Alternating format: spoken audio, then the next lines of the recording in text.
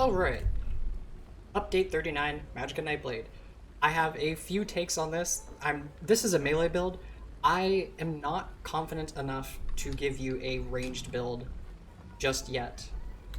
So I'm going to be giving you my melee Magicka Nightblade, which is what I used to play. Way back when I really got into PvP back in 2017, Magicka Nightblade was, as a melee class, was kind of an endangered species, but now it's everywhere. It's what everyone plays. It's kind of fun because I've always loved it, but at the same time, the lack of variety does kind of get to me. Regardless, it's very effective, and I will go over why and what my takes are on it. As someone who's been playing Nightblade for a while, I'm fairly knowledgeable about the class and its mechanics, even if I stupid times. So, keep that in mind, but my conceptual knowledge is pretty good, and I will talk about why we use certain sets rather than just saying. First example that I want to take is that when I play ranged Magic Nightblade, I usually play with War Maiden. Think, well, hey, War Maiden would also work with melee, right? And yeah, in the past I actually used War Maiden with melee Magicka Nightblade. However, after talking with some guy named Slags or something, he sent me some tempers and I did some more experimentation and I found out the truth. At least it used to be with Fire Staff on front bar, War Maiden would hit harder on a critical Merciless, even with the Shadow, than Order's Wrath would. However, doing double axe on dual wield, it's not the same. If you do double axe Order's Wrath dual wield, you're going to be getting a higher critical modifier. You're going to get a shit ton of crit damage out of it. But only if you use two axes. If you do not have two Order's Wrath axes, you might as well be using War Maiden. That's what I have found in my experimentation. Only time it's worth using Order's Wrath over War Maiden is when you're using two axes to get that extra crit damage. You can, of course, just use Order's Wrath anyway, because you do get some extra crit out of it, but there's like a 1k difference on a dummy and on people that I've seen. I think it's like 2k. 1.5k on a dummy, and then like 1k on a person, give or take, depends on the modifiers that you have active. So that is something you're going to want to consider. If you don't have two Order's Wrath axes, probably not worth it. If you're using two Order's Wrath swords, I tried that too, not worth it. Better off using War Maiden, and I have War Maiden swords from a long time ago, so that's what I used for a while. As is pretty standard, we're using Rallying Cry, Ice Staff on our back bar. I'm not using Vatershan again, not using any damage procs. As for the enchantments, for my front bar weapons, I've kind of gone back and forth on this, and I haven't decided where I want to land yet. Having the shock enchant on their front bar for extra minor vulnerability uptime is nice, and it's not something to scoff at, but also just having the extra damage over time effect that you would burning on a target is not something to scoff at either. So I keep going between shock damage and fiery weapon enchant, but for this one I've kind of settled on using poison on the offhand, just for that extra dot damage, a little bit of extra pressure. You could actually do Fire Staff on your back bar now, but let me explain that before people get kind of confused. Normally we do Ice Staff on the back bar because the heavy attack gives us a shield, which will even give us more sustain when that shield breaks because of a passive. But also, if you're even for Magicka and stamina, having Ice Staff on your back bar gives you a way to dual wield on your front bar lets you regen stamina through heavy attacks. But the reason that you could feasibly use a Fire Staff on your back bar is because of the change to Trifocus, which I kind of like. Unfortunately, Fire Staff isn't great, so I can't make a good ranged build yet. I'm working on it. But this will now apply a damage over time effect. So you can go on your back bar, hit them with a Ice Staff heavy attack to apply that damage over time, and that's just free damage. More damage. What's not to like? Of course, you probably want to have it be powered just so that you can still get the extra healing, but I'm sticking with Ice Staff for melee because melee is kind of squishy, so having the extra block mitigation is important in my perspective. I have everything golded out. This is the only character I have everything golded out on. This is not required. It is only required to gold out your weapons, and I think it is kind of worth it for your chest piece, because I do reinforced heavy heavy chest piece for the extra mitigation, but it's not.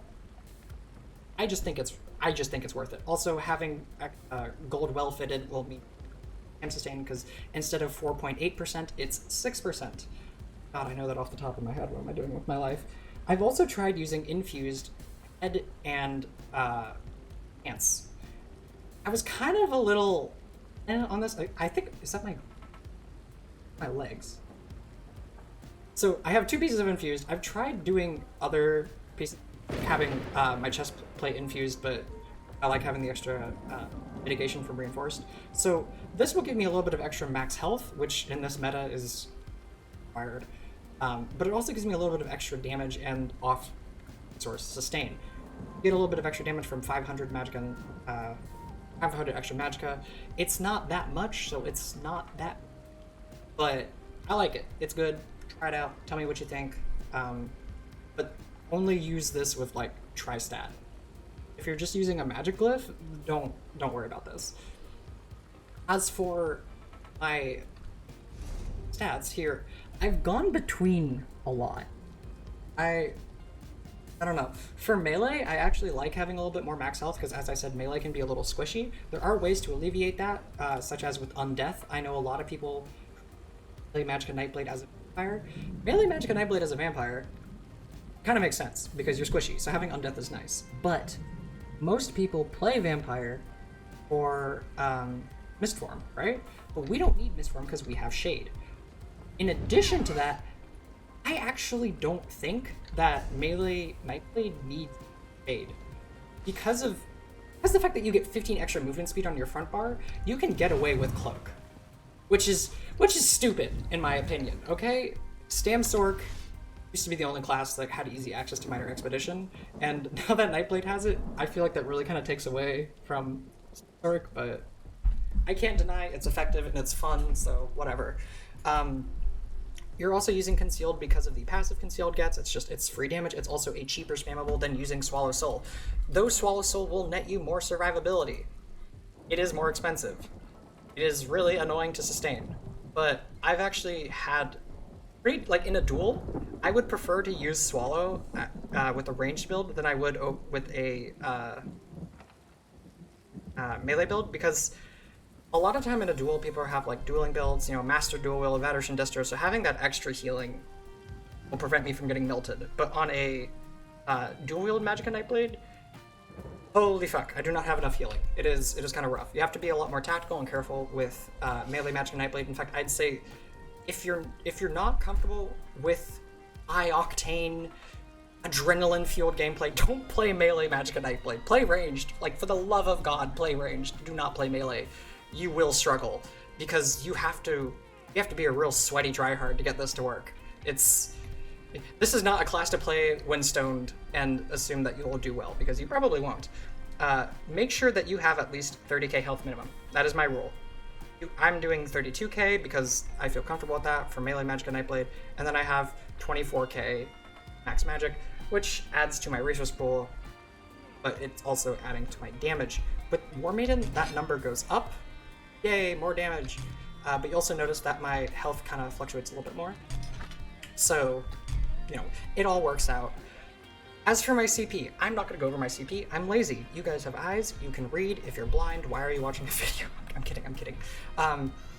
But if you want to look at the CP, it's right here. It's a pretty standard CP setup. There's nothing really outrageously different about this. And CP, I also find, is very personal. So, do what you want.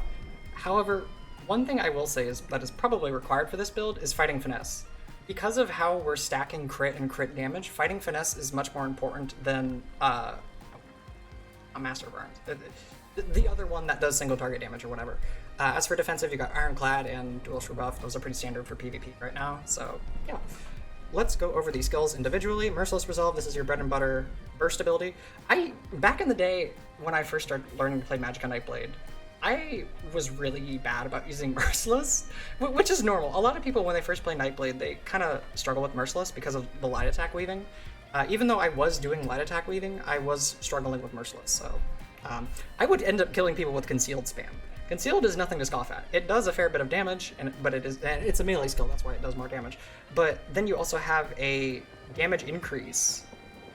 So yeah, there's a passive element to this that increases your damage. That's even more damage. Of course, you're going to want to use Merciless to finish them off. You're also going to get even more weapon and spell damage from Power Extraction. Oh god, a stam skill. So, this is a good ability. This is objectively a good ability that you want to use, and this will allow you to use tripods, because you're going to have the Shadowy Disguise will give you the extra crit, Minor Savagery, or Major Prophecy in this case, and Power Extraction, there's your spell damage, but it also gives you Minor Heroism? Minor Heroism? Oh no, it gives you Major Brutality and Minor Crit. I'm reading it. Basically, it gives you a flat amount of extra damage in addition to the 20% extra weapon or spell damage. That on its own is pretty powerful. Not every class has that. It's free damage. So, nothing to scoff at. In addition to that, I know some people, I read on the forums that giving Nightblade Minor Prophecy and Minor Savagery, or Major Prophecy and Savagery through Shadowy Disguise would mean that people would stop using Camo Hunter. And on my ranged build, that might be true. But what most people are playing is melee Nightblade. And I don't think that's true.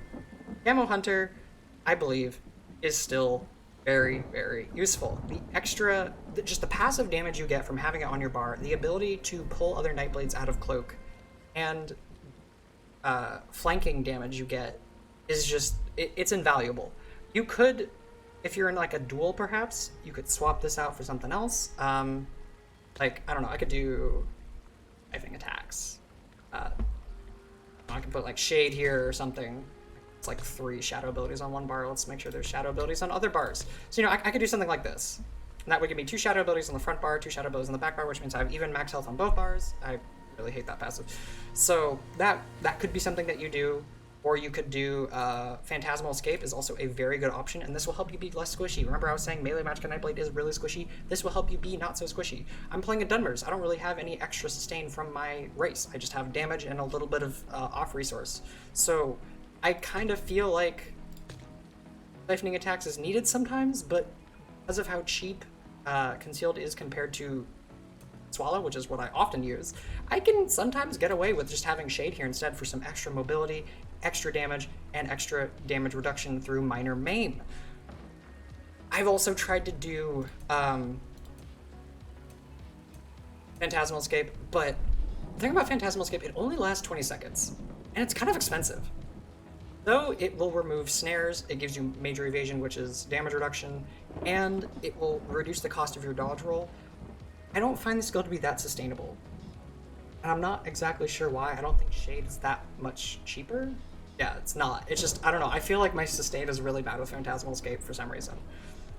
Also, you're not always getting the benefit out of this, because if you're not fighting someone who has AoE abilities, you're not getting the benefit out of Major Evasion.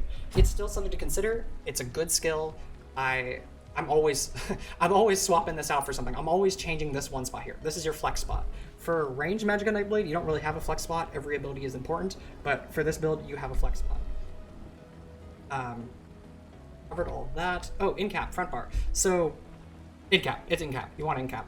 This is really my only stun, aside from the off-balance heavy attack that you can do. This is my only stun. Most of the time, because of how fast Nightblade generates ultimate, this is enough for me. I don't need to have a stun. Stam checking nowadays is basically non-existent because everyone is using Jewels of Misrule. Everyone has enough regen because of hybridization, so stam checking is basically non-existent. Making sure you're stunning every 6 seconds or 8 seconds is not as important as it used to be. For your back bar, we have Refreshing Path. Refreshing Path has always been one of my favorite abilities in the game, but I miss when it did damage. I used to use this to pull Nightblades out. It was the weirdest build.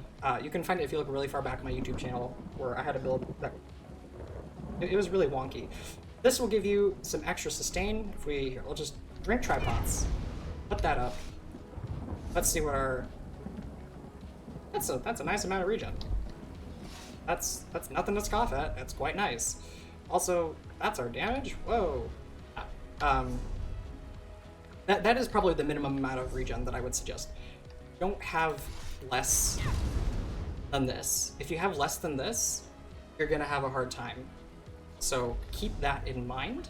You could use the other, what's that? Was it Kosa or not? It's not Vykosa, it's the other. There's a sustain monster mask that you can try. I don't like it. I tried it on most classes, actually. Giving up on Balrog, like, you're losing a lot of damage. So I would not do that. This is your heal. Enough said. And you get minor mending. This is another heal. And you get minor resolve, which is extra damage mitigation. Enough said. It's great. Elemental susceptibility is your breach. That's your source of mitigation reduction on an enemy, and then the status effect is also really handy. I have considered using Ellie Drain. I used Ellie Drain in the past, and that would help with your sustain even more, but elemental susceptibility seems to be the way to go just for the extra passive damage. Also, you can kind of like, if there's someone dodging, they can't dodge this, and so if someone has like 500 HP left and they're dodging, and you use this, you might be able to kill them. So when you're far away, and since this is a melee build, if I'm far away, I'm gonna be spamming Ellie Sus just to get a little bit of extra damage. It's not really enough, but over time it will add up, and it's additional pressure. Same with Shadowy Image. It's not a lot of damage, but it is additional pressure, and over time it will add up. As I mentioned before in this video and many others, this ability here allows you to not run Vampire. For melee Magicka Nightblade, there is a reason to use Vampire. I mentioned this before, but we have Shade, so for mobility, you can choose to not use Shade. I mentioned Phantasmal Escape. I go between Siphoning Attacks and Shade. I don't really consider Siphoning or Phantasmal Escape. If I'm doing a duel, I actually have done Swallow, and I think I've taken Camel Hunter off. No, it's Cloak. I take Cloak off because using Cloak in a duel is. But yeah, so that's what I do there. I want to talk about Cloak a little bit more, and I talked about this on the Standblade video that I post, but a lot of people use Cloak wrong. Cloak is your stam sustainability. It's essentially Magicka dodge. It is a way to get around unimpeded. I will often stalk people using this, but I don't sit in Cloak for the full duration. If I'm in a fight and I Cloak, I'm doing it to either dodge an ability, or I'm doing it to alleviate pressure for maybe like 2 seconds. I very rarely use this to actually run away. I use Shade for that. So if I'm not using Shade, unfortunately, I'm kind of pitching Cloak to escape, and because of Minor Expedition, that's possible. Yeah. Like, I don't know, it blows my mind, but it used to be you really needed Shade to escape, and now to kind of get away without it. It's a little weird to me, but make it work. You have multiple options. Now, as for your stun, your killing combo, Incap, Merciless. Same as it's been since, well, not day 1, but like, I don't know, day 500. That's like, I don't know, I didn't play the game. I started playing the game like 2 hours after it came, and that has been the killing combo. And then, you know, execute. You can use this if people are dodging. Because we're a magic build, I try very hard not to use this, but because if I'm fighting a roly-poly, I'm going to have to use this a lot, but you need to be careful. If you use this a lot, follow it up with a heavy attack. Because if you are at low stam and you get stunned after spamming this from a roly-poly, then you're going to have a bad day, you're going to get CC'd, and you die. So, yeah, something to consider. This is definitely more of a glass cannon build. It's not very brawly. I wouldn't call it a ganker either, although you could. If you wanted to gank, what I'd suggest doing is actually fire potions. That way you have all the buffs you need right off the bat. Go up to someone. If they look like they're not paying attention, you can hit this first. In which case, you'll get the extra spell damage. And then use Incap, and then whatever else you need, and Merciless. But otherwise, open with Incap. That is my recommendation there. I think that about covers everything. One ability you could also try in this flex spot is Debilitate. This ability is quite good. It's extra damage. It does have a snare, but that's not as effective as it used to be, and the main reason I would use it is for the overpass effect, which and you get more magic every time you damage a target. The main thing with this is that it has a very slow travel time, and thus it is very easy to dodge. So, yeah, I probably wouldn't use it, but if you want to dot, I think that covers everything. Oh, yeah. Try not to ramble much more. When it comes to Nightblade, I have a tendency to ramble because I know so much and I want to say everything, but I don't need to say everything. If you have questions, feel free to ask it. Because I don't have that many comments, I'm not a big YouTuber, so I fortunately am able to answer basically every question that is asked. So if you have a question, feel free to ask it in the description, and I will probably answer it. Hell, if you're on PC NA, we can get in game, we can do duels, and we can figure shit out together. I love helping people learn more. My goal is to make you better than me, which shouldn't be hard, because though I'm good, I'm not that good, so it's possible. You could probably be better than me. Good luck out there, let me know how the build works, and roll some heads.